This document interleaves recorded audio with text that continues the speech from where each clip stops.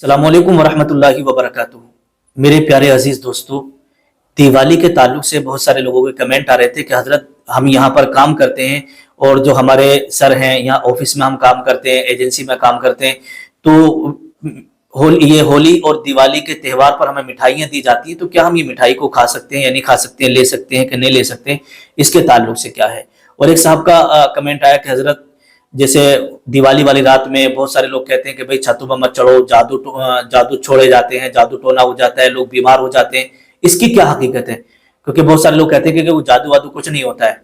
तो आइएगा इसके ताल्लुक से मैं आपको अभी बताता हूँ। सबसे पहले मिठाई के ताल्लुक से आपको बता दूं, देखिएगा मलफूजात आला हजरत में भी लिखा है कि दिवाली की मिठाई खास दिवाली वाले दिन लेना ये मना है।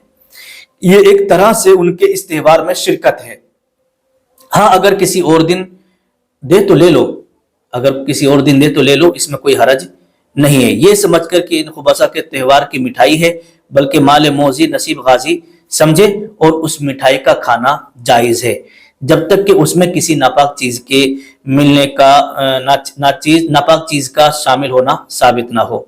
ठीक है, तो अगर कोई हिंदू भाई आपको मिठाई दे तो आप ले सकते हैं, कोई हरज इसमें नहीं है, लेकिन खास दिवाली वाले दिन नहीं लेना चाहिए, क्योंकि उस दिन अगर आप लेंगे तो उस दिन उनके त्यौहार में शिरकत होना माना जाएगा, इससे मना किया गया है। किसी और दिन ले, एक दिन पहले एक दिन बाद में, तो आप ले सकते हैं, उसमें कोई प्रॉब्लम नहीं है, खा सकते हैं, कोई हरज नहीं है।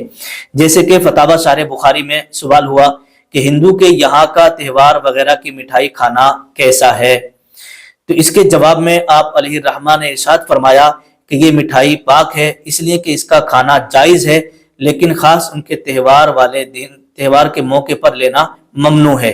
एक तरह से उनके त्यौहार में शिरकत है, दूसरे दिनों में लेने में कोई हरज नहीं है। जैसे कि फतावा शारे बुखारी जिल्द नंबर 2 सफा नंबर 599 598 में ये मसला मौजूद है। तो ये आपका क्लियर हो गया। अब आइएगा बात करते हैं, जैसे कि हमारे भाई ने सवाल किया कि हजरत दिवाली वाली रात में जो है जादू छोड़े जाते हैं और मना किया जाता है कि छत वगैरह पे मत जाओ। जी हाँ, देखिएगा मैं मुस्नद इमाम अहमद के अंदर यह हदीस पाक मौजूद है कि हजरत अबू मूसा अशअरी रजी अल्लाह ताला अन्हु से मरवी है कि हुजूर सल्लल्लाहु ताला अलैहि वसल्लम ने इरशाद फरमाया कि 3 लोग जन्नत में नहीं जाएंगे। कितने लोग? 3 लोग जन्नत में नहीं जाएंगे। नंबर 1, पहला वो शख्स जो हमेशा शराब पीता हो, हमेशा शराब पीने पर मुदावमत रखता हो। नंबर 2, जो कातिउर रहम हो, यानी रिश्तेदारी को तोड़ने वाला हो, वो भी जन्नत में नहीं जाएगा।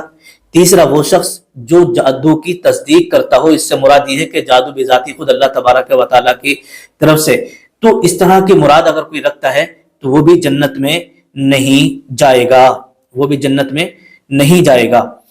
तो इसी के ताल्लुक से लिखा था कि जादू का जो सबूत है वो कुरान पाक से साबित है, कुरान पाक से साबित है। अगर कोई शख्स जादू का इनकार करता है तो समझो वो उसने कुफ्र किया। इसी तरीके से बहुत सारे लोग जिन्नात के सबूत का भी इनकार करते हैं कि भाई जिन्नात भी कोई चीज नहीं है, सिर्फ खाली बातें ही हैं, तो उसका इनकार करना भी ये भी कुफ्र है।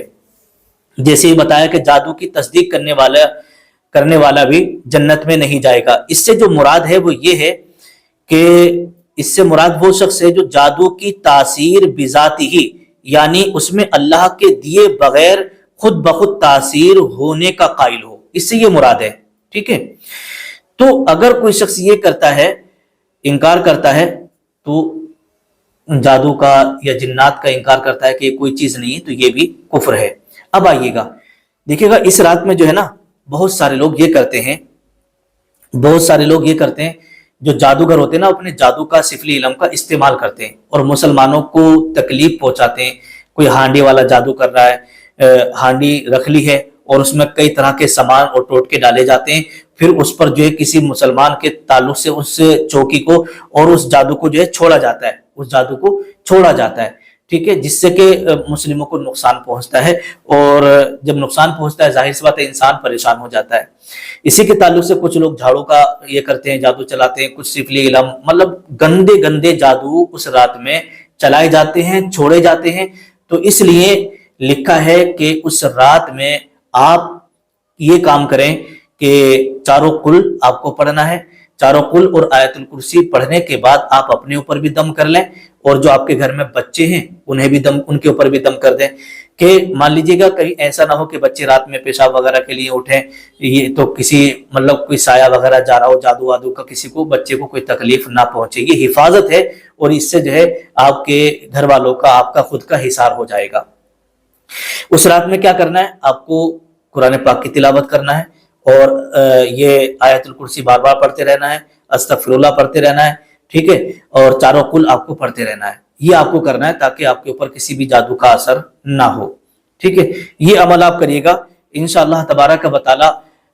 اس کے کرنے سے جو ہے نا پھر آپ کو کبھی بھی کوئی دقت نہیں آئے گی. السلام علیکم ورحمۃ اللہ وبرکاتہ.